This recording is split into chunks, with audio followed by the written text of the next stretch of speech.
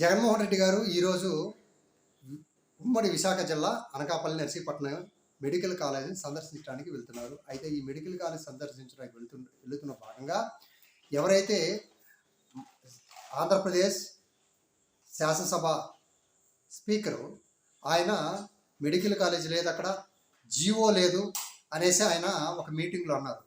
దీనికోసమే medical college ఎందుకు లేదు, అక్కడ జీవో ఎవరీ లేదు అనేది జగన్మోహన్ రెడ్డి గారు వెళ్ళారు. ఆయన జీవోను కూడా 204 జీవోను చూపించారు, మెడికల్ కాలేజీని చూపించారు. ఇది ఒక పార్ట్. అయితే రెండో భాగము, జగన్మోహన్ రెడ్డి గారు ఎయిర్పోర్ట్లో దిగినప్పటి నుంచి ఒక 60 కిలోమీటర్లు ఉంటుంది అనకాపల్లి నర్సీపట్నం దగ్గరికి. ఒక 60 కిలోమీటర్ హార్డ్లీ ఆయన బయలుదేరితే 1 or 2 అవర్స్కి వెళ్ళిపోవచ్చు, ఏదైనా జనాల మధ్యలో ఆపినా కూడా. సాయంత్రం 5 గంటలు అయింది ఆయన అక్కడ చేరుకునేసరికి. జనాలు తండోపతండాలు, మధ్య మధ్యలో వర్షం పడినా కూడా జనాలు ఆగి ఆయన కోసం వెయిట్ చేసి చూశారు. ఆయన ఇదన్నీ చూస్తుంటే ఆయన ఇది ర్యాలీ కాదు, ఎన్నికల ప్రచారము కాదు. రెండోది, వాళ్ళు చెప్పినట్టు గ్రీన్ మ్యాట్లు ఎక్కడ పెట్టాల. ఇంతకుముందు అనేటోళ్ళు గ్రీన్ మ్యాట్లు పెడతాడు, జనాల్ని తెరలు కట్టుకొని చూస్తాడు. ఇవన్నీ కూడా ఈ మీడియా ఛానల్స్ బాగా ఫోకస్ చేసాయి. ఇప్పుడు చెప్పొచ్చు ఎక్కడ గ్రీన్ మ్యాట్ పెట్టలేదు.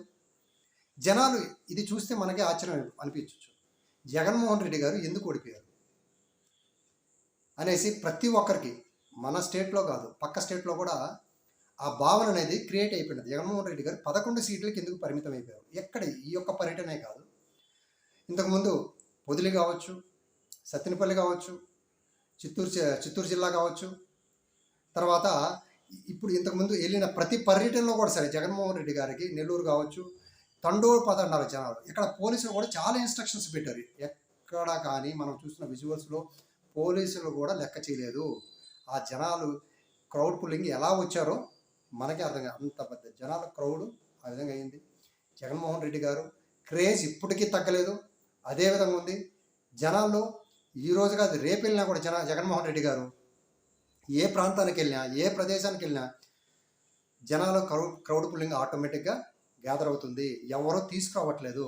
వీళ్ళు ఆటోలు కూడా చెక్ చేశారు, బస్సులను చెక్ చేశారు పోలీస్ డిపార్ట్మెంట్ వాళ్ళు, కానీ జనాలు ఎక్కడ కానీ ఆగలేదు.